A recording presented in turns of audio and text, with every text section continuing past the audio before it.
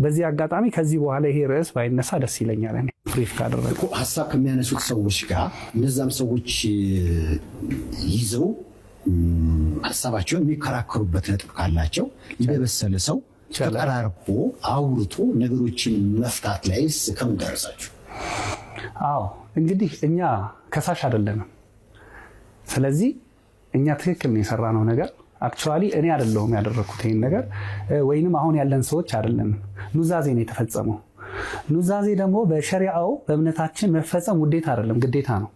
ከሃይማኖት ጋር እስካልተጋጨ ድረስ ከህግ ጋር እስካልተጋጨ ድረስ መፈጸም የኛ ውዴታ ሳይሆን ግዴታ ነበር። ማስፈጸም ስለነበረ ምን አስፈጽመናል። ምንም ክፍተት እንደሌለው ተናግረናል።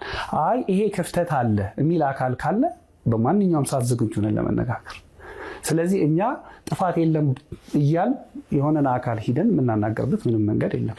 ግን ግር ያለው ሰው ካለ ኤኒ ታይም ክፍት ነው ቤታችንም። በእኛም ሳይድ አሉ ከኔም በላይ ዑለማዎች አሉ በደንብ የሚያብራሩ ማብራሪያም ሰጥተዋል።